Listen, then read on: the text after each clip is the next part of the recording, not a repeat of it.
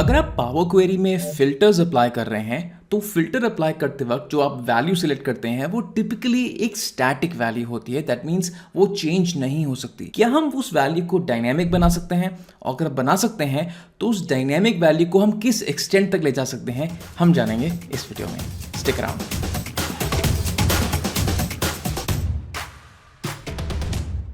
Alright, तो मैं Excel में एक बहुत ही सिंपल डेटा के साथ काम कर रहा हूं। First let's take a look at कि हमें फिल्टर्स अप्लाई करते वक्त पावर क्वेरी में प्रॉब्लम कहां आती है, and then we will resolve the problem step by step. तो इस डेटा को पावर क्वेरी में ले जाने के लिए I have already converted that into a table. तो यहाँ पे ये डेटा को कंट्रोल टी प्रेस करके यहाँ पे मैं इसका टेबल बना चुका हूँ, और इस डेटा को पावर क्वेरी में ले जाने के लिए I will go to data from table range and the data goes inside of the power query window. Power query window में डेटा आने के बाद अगर मैं लेट्स से किसी पर्टिकुलर कॉलम पे जाता हूं और मैं कहता हूं कि मुझे रीजन पे लेट्स से एक फिल्टर अप्लाई करना है, तो region let's say equals to east, I click on okay, और यहाँ पे जो ईस्ट वैल्यू है वो यहाँ पे हार्ड कोड हो चुकी है। यानी कि अब अगर यूजर को ये वैल्यू चेंज करनी है तो उनके पास कोई ऑल्टरनेटिव नहीं है, बट आप पावर क्वेरी में दोबारा आइए, यहाँ पे गियर आइकॉन में जाने के बाद आप चाहे तो इस फिल्टर को यहाँ पे ऑल्टर कर सकते हैं, बट आपको पावर क्वेरी में दोबारा आना पड़ेगा और ये वैल्यू चेंज करनी पड़ेगी। यानी कि यूजर कंट्रोल वैल्यू नहीं है। तो इसको फर्स्ट ऑप्शन, इसको कैसे चेंज करें? पहला ऑप्शन, हम एक पैरामीटर बना सकते हैं, पावर क्वेरी के अंदर ही वो पैरामीटर होगा। तो फर्स्ट ऑप्शन इज दैट मैं होम टैब में गया, मैनेज पैरामीटर्स में गया, और मैंने बोला कि मुझे एक न्यू पैरामीटर चाहिए। न्यू पैरामीटर का नाम होगा let's say region filter, and I will say that यहाँ पे जो इसका टाइप होगा वो एक टेक्स्ट होगा, और यहाँ पे लिस्ट ऑफ वैल्यूज होंगी, और पहली वैल्यू है ईस्ट। यहाँ पे जो आप वैल्यू लिखेंगे यानी कि ईस्ट, नॉर्थ, वेस्ट और साउथ, ये एग्जैक्टली मैच करनी चाहिए जो आपकी वैल्यू इस कॉलम में लिखी हुई है, रीजन कॉलम में। So east and then west and then north and then south. Alright, once you have written the value, उसके बाद एक डिफॉल्ट वैल्यू सिलेक्ट कर लेते हैं, लेट्स से ईस्ट, और करंट वैल्यू भी सिलेक्ट कर लेते हैं, let's say waste. Click on okay, और हमारे पास एक रीजन फिल्टर का एक पैरामीटर बन गया जहां पे करंट वैल्यू है वेस्ट। अभी मैं इस टेबल में जाके यहां पे कह सकता हूं कि ये जो ईस्ट है मुझे कैंसिल करके इस पर्टिकुलर पैरामीटर से ये फिल्टर लेके आना है। तो I will delete this part right here and I will write region filter में जो वैल्यू सिलेक्ट है उसका फिल्टर लगाओ, तो यहां पे फिल्टर ऑटोमेटिकली चेंज हो गया। अभी यूजर के पास एक लेवल ऑफ कन्वीनियंस ये आ गया कि अगर यूजर को अपना फिल्टर चेंज करना है तो वो पावर क्वेरी में आके यहां पे इस पैरामीटर में जाके इस वैल्यू को चेंज करके बोल सकता है कि मुझे नॉर्थ का फिल्टर लगाना है। As soon as the user does that, उसके बाद टेबल 1 में आके यूजर देखेगा तो उसके पास यहाँ पे सारा नॉर्थ का फिल्टर लग गया। लेकिन अभी भी यूजर को पावर क्वेरी के अंदर आना पड़ेगा, उसके बाद अपने पैरामीटर को चेंज करना पड़ेगा। लेट्स सी अगर हम एक्सेल में ये फंक्शनैलिटी बना सकते हैं क्या। तो ये डेटा को हम एक्सेल में लोड कर लेते हैं। I will go to the home tab and I will say that I want to load the data, so close and load the data. एक नई शीट में ये डेटा लोड होके हमारे पास आ जाता है। इसके बाद मैं क्या करूंगा, यहाँ पे एक टेबल बनाते हैं जहां पे हम जो यूजर है वो अपनी वैल्यू यहाँ पे कैप्चर करेगा।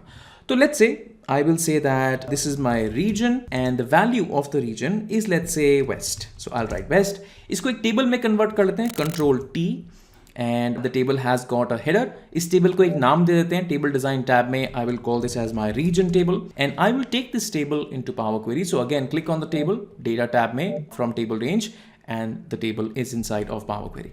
अभी अगर आप ये पैरामीटर में देखें और इस टेबल में डिफरेंस देखें तो ये पैरामीटर एक सिंगल वैल्यू है। द डिफरेंस इज दैट ये जो रीजन है ये एक टेबल है और इस टेबल में मल्टीपल वैल्यूज भी हो सकती हैं। तो मुझे क्या करना पड़ेगा, इस टेबल में से समहाउ मुझे एक सिंगल वैल्यू एक्सट्रैक्ट करनी पड़ेगी। तो वो कैसे करेंगे, right click on the first row which is our filter condition, right click and I will say that this is going to be a drill down. Drill down से मतलब इसको एक सिंगल वैल्यू बना दो। तो ये वेस्ट यहाँ पे एक सिंगल वैल्यू एक्सट्रैक्ट होके एक टेक्स्ट के फॉर्म में यहाँ पे आ जाएगा। अभी मैं अपनी टेबल में जाके ये कह सकता हूं कि ये जो टेबल 1 है इसका जो फिल्टर है would be equal to in the formula bar not the region filter but will be equal to this particular region query that is being driven from Excel से आ रहा है ये। सो region press enter and the filter gets applied to west. यहाँ पे देख लेते हैं हमारे पास west ही वैल्यू था। I'll just go to home, say close and load and the data gets loaded of course. लेकिन हमारे पास ये टेबल भी लोड हो गया है दोबारा, तो हमें ये टेबल लोड करने की ज़रूरत नहीं है। तो I will just happen to delete this sheet, delete and I will only work with this. Now अगर मैं इस टेबल में जाके अभी अपनी वैल्यू को चेंज करूं और मैं बोलूं कि मुझे अभी नॉर्थ का डेटा चाहिए and I will press enter and right click and I will refresh the table, तो यहां पे नॉर्थ का डेटा आ जाएगा. Now the user has the ability कि आप एक्सेल में वैल्यू चेंज करके पावर क्वेरी के थ्रू अपना रिजल्ट चेंज कर सकते हैं. That's nice. इमेजिन करिए एक सेकंड सिनारियो, जिस सेकंड सिनारियो में यूजर को एक नहीं दो फिल्टर्स लगाने, यानी कि नॉर्थ का डेटा भी चाहिए और वेस्ट का डेटा भी चाहिए. तो ऑफ कोर्स ये टेबल है, टेबल ऑटोमेटिकली एक्सपैंड होती है, तो यूजर यहां पे वेस्ट भी लिख सकता है और ये टेबल अब 2 रो टेबल बन गई. लेकिन अगर अब हम यहां पे रिफ्रेश करें तो अभी भी हमारे पास नॉर्थ का डेटा ही आएगा, सेकंड वाले आइटम का डेटा नहीं आएगा, क्योंकि पावर क्वेरी में हमने फर्स्ट रो में जाके ड्रिल डाउन करा था. तो अगर आप मेरी क्वेरी को देखेंगे, ये जो रीजन क्वेरी है, इसके फर्स्ट रो में जाके ये जो फर्स्ट रो थी, मैंने यहां पे कहा था कि on the first row I want to drill down, और ड्रिल डाउन करते ही हमारे पास सिर्फ एक ही वैल्यू आ गई, यानी कि नॉर्थ, यानी कि 2 वैल्यू हमने कैप्चर नहीं करी. Too bad. अभी हम क्या करेंगे, हम अप्लाई करेंगे मल्टीपल फिल्टर्स. कैसे करते हैं, लेट्स टेक अ लुक. तो मैं यहां क्या करूंगा, ये जो मैंने ड्रिल डाउन करा था इस स्टेप को डिलीट कर देंगे. ये चेंज टाइप भी हमें नहीं चाहिए तो हम इसको भी डिलीट कर सकते हैं. और ये जो पूरा का पूरा कॉलम है इसको मैं एज अ लिस्ट एक्सट्रैक्ट कर लूंगा. बहुत ही सिंपल तरीका होता है लिस्ट एक्सट्रैक्ट करने का. आप यहां पे राइट क्लिक करेंगे, आप बोलेंगे कि हमें ड्रिल डाउन करना है और ये एक लिस्ट एक्सट्रैक्ट होकर आ गई, यानी कि जितनी भी वैल्यूज उसमें थी वो सारी की सारी एक लिस्ट फॉर्म में आ गई. अब मैं कुछ ऐसा फिल्टर लगाना चाहता हूं. मैं कहना चाहता हूं कि ये जो लिस्ट है, अगर इस लिस्ट में से कोई भी वैल्यू इस पर्टिकुलर टेबल रीजन कॉलम में एक्सट्रैक्ट करती है, let's just delete this filtered row step. तो अगर इस रीजन में से नॉर्थ या वेस्ट कोई भी वैल्यू अगर इस रो में है तो इस रो को रखिए, वरना मत रखिए. As simple as that. तो हम वो कंडीशन कैसे लिखें, तो एक काम करते हैं, rather than writing the full code in the formula bar, what I will do is I will rather use the user interface, और user interface को use करके हम एक कोड बनाने की कोशिश करते हैं. पूरा कोड नहीं लिखेंगे, that will be easier. So I'll come right here. अभी यहाँ पे एक मैनुअल फिल्टर अप्लाई कर देते हैं ईस्ट का, क्लिक ऑन ओके. तो मेरे पास यहाँ पे कोड बना हुआ आ गया. ये जो रीजन है इसको यहाँ पे डिलीट करके मैं बोलूंगा एक फंक्शन है list dot contains. list dot contains का पहला पार्ट, आपकी लिस्ट कौन सी है. तो मेरी जो लिस्ट है वो मेरी रीजन लिस्ट है. तो अगर मैं यहां पे जाके देखूं तो ये है मेरी लिस्ट. तो मैं बोलूंगा लिस्ट डॉट कंटेन्स और इसमें डालूंगा अपनी रीजन वाली लिस्ट, REGION, ये मेरी रीजन वाली लिस्ट है. अब the value is going to come from this column which is the region column. So I will say square bracket region, and I think that's about it.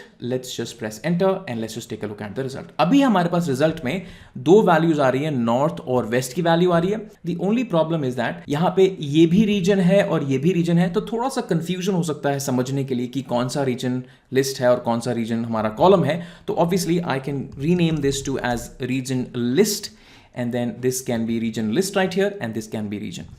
That's it. In the home tab, click on close and load. Data gets loaded back. And यहाँ पे हमारे पास 2 values आ गई, north और waste. अगर मैं इसको change करके बोलूँ कि मुझे साउथ का डेटा चाहिए और लेट्स से वेस्ट का डेटा चाहिए, I have changed 2 different values और ये पे 2 वैल्यूज हैं. राइट क्लिक करके मैंने बोला रिफ्रेश, तो हमारे पास साउथ और वेस्ट का डेटा आ गया. This is absolutely incredible. Alright, तो ये था एक छोटा सा video on creating dynamic list, या एक लिस्ट को आप यूज करके अपनी पावर क्वेरी में एक डायनेमिक फिल्टरिंग मैकेनिज्म कैसे बना सकते हैं.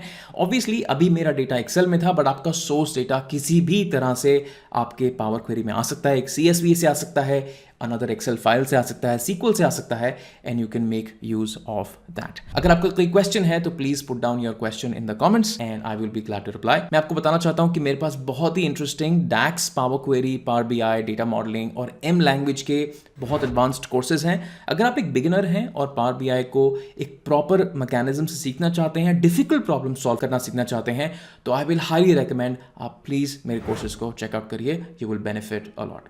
Thanks so much for watching this video, और मैं आपसे ऑफ कोर्स नई वीडियो में मिलता हूँ. बाय.